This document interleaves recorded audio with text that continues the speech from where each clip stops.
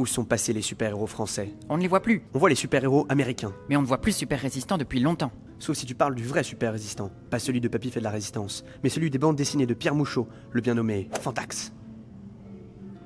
Que pensez-vous du livre de poche? Beaucoup de mal. Pourquoi? Parce que ça a fait lire un tas de gens qui n'avaient pas besoin de lire finalement. Et d'un seul coup, ils se sont retrouvés avec Sartre dans les mains.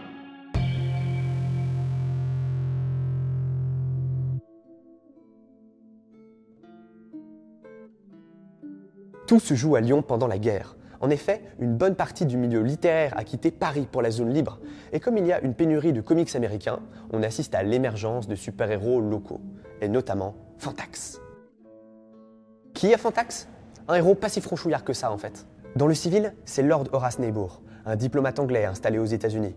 Marié, père de 2 enfants, il mène des aventures aux 4 coins du monde, armé non pas de super-pouvoirs, mais de super-muscles comme Batman. En 1946, les éditions Pierre Mouchot sont un vivier de jeunes résistants qui vont puiser dans leur vécu pour raconter des histoires qui s'inspirent des comics. On y trouve notamment Marcel Navarro, aka Melwin Nash, et avec Mouchot, ils vont avoir une idée brillante, Fantax.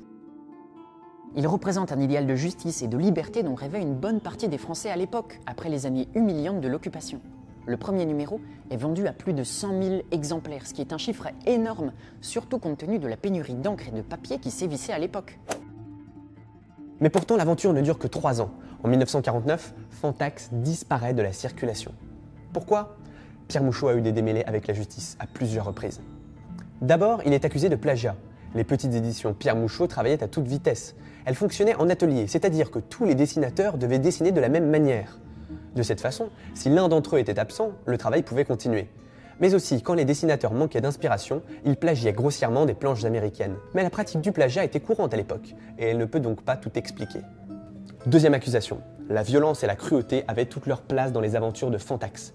Pierre Mouchot avait tout connu pendant la Résistance ou dans les prisons dont il s'était évadé. Alors, Fantax connaît tout, la terreur et la brutalité. Dans le numéro 2, Fantax tue d'un coup de poignard en plein visage un gorille qui les attaquait, sa femme et lui. Dans le numéro 4, la main d'un bandit est transpercée par une lame de couteau. Pire encore, dans l'épisode 7, le héros est ligoté, les pieds pris dans un carcan de bois, pendant qu'un horrible corbeau lui dévore la plante des pieds au milieu d'éclaboussures de sang. Et dans le numéro 8, pendant son évasion, les jambes ensanglantées, Fantax lutte avec un garde et parvient à lui trancher la tête d'un courageur de cimetière. Mais tout ce sang n'est pas du goût de tout le monde. Alors, en 1949, on proclame une nouvelle loi qui vise à protéger la jeunesse des incitations à la violence et au banditisme.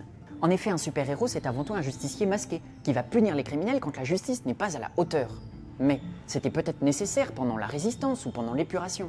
Sauf qu'en 1949, la 4ème République veut instaurer l'état de droit, pour oublier que cette justice expéditive s'est parfois exercée contre d'autres Français. Elle interdit qu'on transmette aux enfants une vision de la justice sur laquelle elle s'est pourtant fondée, mais qu'elle veut mettre derrière elle. Fantax, ce n'est plus de son temps. Vous trouverez tous les épisodes de Fantax à la bibliothèque de la Pardieu, à Lyon, où vous pourrez aussi découvrir ses héritiers qui prolifèrent depuis la refonte de la loi de censure en, tenez-vous bien, 2011.